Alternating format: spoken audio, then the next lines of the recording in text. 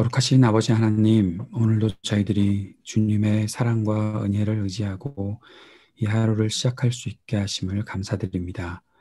오늘도 우리에게 말씀하여 주시고 또 그 말씀을 깨달을 수 있는 지혜를 허락하여 주시고 주의 말씀 순종하며 주님과 동행하는 하루가 될 수 있도록 성령께서 우리의 삶을 붙잡아 주시고 인도하여 주옵소서. 예수님 이름으로 기도드립니다. 아멘. 240장 찬송 함께 드리겠습니다.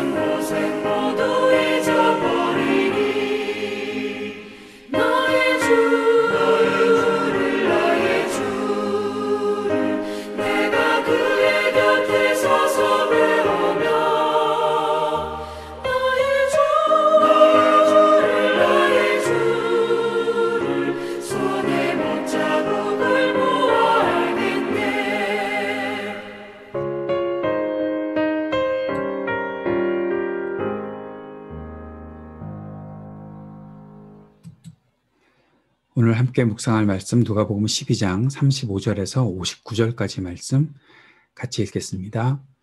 너희는 허리에 띠를 띠고 등불을 켜놓고 있어라. 마치 주인이 혼인잔치에서 돌아와서 문을 두드릴 때에 곧 열어주려고 대기하고 있는 사람들과 같이 되어라. 주인이 와서 종들이 깨어있는 것을 보면 그 종들은 복이 있다. 내가 진정으로 너희에게 말한다. 그 주인이 허리를 동이고 그들을 식탁에 앉히고 곁에 와서 시중들 것이다. 주인이 밤중에나 새벽에 오더라도 종들이 깨어있는 것을 보면 그 종들은 복이 있다. 너희는 이것을 알아라. 집주인이 언제 도둑이 들지 알았더라면 그는 도둑이 그 집을 뚫고 들어오도록 내버려 두지 않았을 것이다. 그러므로 너희도 준비하고 있거라. 생각하지도 않은 때에 인자가 올 것이기 때문이다. 베드로가 말하였다. 주님, 이 비유를 우리에게 말씀하시는 것입니까? 또는 모든 사람에게도 말씀하시는 것입니까?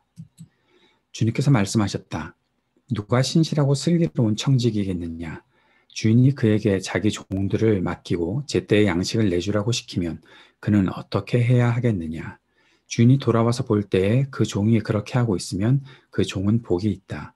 내가 진정으로 너에게 말한다. 주인은 자기의 모든 재산을 그에게 맡길 것이다. 그러나 그 종이 마음속으로 주인이 더디 오리라고 생각하여 남녀 종들을 때리며 먹고 마시고 취하여 있으면 그가 예상하지 않는 날 그가 알지 못하는 시각에 그 주인이 와서 그 종을 몹시 때리고 신실하지 않은 자들이 받을 벌을 내릴 것이다. 주인의 뜻을 알고도 준비하지도 않고 그 뜻대로 행하지도 않은 종은 많이 맞을 것이다. 그러나 알지 못하고 매맞을 일을 한 종은 적게 맞을 것이다. 많이 받은 사람에게는 많은 것을 요구하고 많이 맡긴 사람에게는 많은 것을 요구한다. 나는 세상에다가 불을 지르러 왔다. 불이 이미 붙었으면 내가 바랄 것이 무엇이 더 있겠느냐. 그러나 나는 받아야 할 세례가 있다. 그 일이 이루어질 때까지 내가 얼마나 괴로움을 당할는지 모른다. 너희는 내가 세상에 평화를 주러 온 줄로 생각하느냐? 내가 너에게 말한다. 그렇지 않다. 도리어 분열을 일으키러 왔다. 이제부터 한 집안에서 5 식구가 서로 갈라져서 셋이 둘에게 맞서고 둘이 셋에게 맞설 것이다. 아버지가 아들에게 맞서고 아들이 아버지에게 맞서고 어머니가 딸에게 맞서고 딸이 어머니에게 맞서고 시어머니가 며느리에게 맞서고 며느리가 시어머니에게 맞서서 서로 갈라질 것이다. 예수께서 무리에게도 말씀하셨다. 너희는 구름이 서쪽에서 이는 것을 보면 소나기가 오겠다고 서슴지 않고 말한다. 그런데 그대로 된다. 또 남풍이 불면 날이 덥겠다고 너희는 말한다. 그런데 그대로 된다. 위선자들아, 너희는 땅과 하늘의 기상은 분간할 줄 알면서 왜 이때는 분간하지 못하느냐? 어찌하여 너희는 옳은 일을 스스로 판단하지 못하느냐? 너를 고소하는 사람과 함께 관원에게로 가게 되거든 너는 도중에 그에게서 풀려나도록 힘써라. 그렇지 않으면 그가 너를 재판관에게로 끌고 갈 것이고 재판관은 형무소 관리에게 넘겨주고 형무소 관리는 너를 옥에 쳐넣을 것이다. 내가 너에게 말한다. 너희가 그 마지막 한 푼까지 다 갚기 전에는 절대로 거기에서 나오지 못할 것이다. 아멘. 우리는 가끔 자주 그럴지도 모르겠지만 예수님을 믿고 살면 내 인생이 형통해지고 아주 편안한 인생을 살 것이다. 그렇게 생각할 때가 많이 있는 것 같습니다. 그런데 아마 그런 생각을 갖고 있으면 오늘 이 본문 말씀을 이해하기는 정말 어렵지 않겠는가 싶습니다. 처음에 등장하는 말씀이 주인이 혼인잔치에서 돌아와서 문을 두드릴 때에 그 열어주려고 대기하고 있는 사람들, 종들이라면 주인이 언제 올지 모르더라도 주인이 돌아와서 문 열어달라고 할 때 문을 열어주고 또 그 시각이 밤중이나 새벽에 오더라도 늘 깨어 준비하고 있는 그러한 종들이 되어야 한다라고 말씀하시는데 이 말씀을 읽다 보면 그리고 이 말씀을 하시는 주님 앞에 우리가 가만히 서서 그 말씀을 듣다 보면 이렇게 하려고 내가 예수를 믿었나? 내가 예수 믿고 살아가고 주님을 따른다고 주님의 종이라고 말씀드리고 그렇게 헌신하는 삶이 이렇게 불편한 삶인가? 언제 올지 모르는 주님 때문에 내 인생에 그렇게 긴장 상태로 살아야 되는가 하는 그런 생각을 해보게 된다는 거죠. 예수님을 따르는 삶이 편안한 것이 아니라고 하는 그런 말씀처럼 여겨지기도 합니다. 그러니까 베드로가 이렇게 물어볼 수밖에 없는 거죠. 이 비유를 우리에게 말씀하시는 것입니까? 또는 모든 사람들에게도 말씀하시는 것입니까? 우리가 그리스도를 따르는 예수님을 따르는 제자들로 이렇게 살고 있는데 우리 모두가 이렇게 살라고 말씀하시는 것입니까? 아니면 우리 말고도 이렇게 살아야 될 사람이 더 있습니까? 아마 자기만 이렇게 산다고 그러면 우리들만 이렇게 산다고 그러면 좀 아닌 것 같아. 그냥 떠날까? 뭐 그런 생각도 하다가 모든 사람들, 하나님의 백성들, 그리스도를 따르고 믿고 사는 사람들은 다 이렇게 살아야 된다고 하면 나도 그렇게 억지로 살아야 되나? 아마 그런 식으로 베드로가 생각하면서 묻지 않았을까 싶습니다. 그런데 주님이 거기에 대해서 대답하지 않으십니다. 제대로 답변하지 않으신 것이죠. 그리고 주님의 관심은 누가 슬기로운 청지기겠느냐라고 하시면서 슬기로운 청지기에 대해서 이야기를 하십니다. 어떻게 생각하면 베드로가 묻는 그 질문, 내가 대답하지 않아도 된다. 너희 모두 이렇게 살아야 되는 사람들이야. 슬기로운 청지기, 또 신실한 청지기, 종으로 살아가는 것이 단순한 어떤 긴장 상태뿐만 아니라 주인이 뜻한 바를 온전히 알고 그 뜻한 바를 그대로 행하고 주인이 언제든지 무슨 일을 맡기든지 거기에 대해서 철저하게 준비하고 살아가는 그런 청지기로 살아야 되는 사람들이다. 그러니까 누가 그런 대상이 될까가 아니라 내가 그리스도의 길을 따르고 있고 그리스도의 종으로 살아가고 있다면 이렇게 살아가는 것, 더 충실하게 살아가는 것이 마땅한 일이야 라고 주님께서 말씀하시는 것이죠. 만약 그렇지 않다면 여기 말씀에서 있는 대로 주인의 뜻을 알고도 준비하지도 않고 뜻대로 행하지 않으면 많이 맞는다. 주님께서 때리신다라고 그렇게 말씀하고 있습니다. 알지 못하고 매맞을 일을 한 종은 적게 맞고 알고도 그렇게 행하지 않은 사람들, 특별히 많이 받은 사람들, 많은 것을 맡긴 사람들, 그들은 또 많이 맡게 될 것이다. 제대로 행하지 않으면 그렇게 될 것이다고 말씀하시는 것이죠. 얼마나 신실한 종으로 살아가고 있는가, 그리고 신실한 종의 태도가 어떠한 태도로 살아가고 있는가를 생각해야 된다라는 것을 말씀하고 있는 것으로 우리가 생각해야 되겠습니다. 그런데 이 말씀을 보면서 결국 그리스도인들의 삶, 예수님을 따르는 제자들의 삶은 종말을 사는 것이다. 이 종말의 때를 산다는 것이다. 라는 사실을 생각해 보게 되는 것이죠. 다시 오시겠다고 약속하신 주님, 언제 오실지 우리가 알지 못하지만 그때에 우리가 준비된 사람으로 살아가야 할 것이다. 라는 생각을 하게 되는 것입니다. 종말을 산다는 것, 바로 그리스도께서 다시 오신 날을 준비하며 사는 것이죠. 그리스도께서 다시 오실 때에 우리 주님께서 맡기신 일들을 충성스럽게 감당하는 그런 주님의 종으로 살아야 한다 말씀하시는 것입니다. 주인이신 하나님은 충성스러운 종으로 살아가는 자들에게 모든 재산을 그에게 맡길 것이다. 이 말이 무슨 뜻입니까? 바로 상속자로 삼으실 것이다. 그리스도를 따르는 종이 단순한 종, 일을 부려먹는 종이 아니라 그리스도를 신실하게 따르는 종들은 하나님께서 맡기신 모든 것들을 다 맡기고 살아가는 그런 상속자로 살아가게 된다라는 사실을 말씀하시는 것이죠. 제자들을 상속자처럼 대하실 것이다. 그 사실을 우리들에게 말씀하신 것입니다. 주님께서는 이어서 말씀하십니다. 나는 세상에다가 불을 지르러 왔다.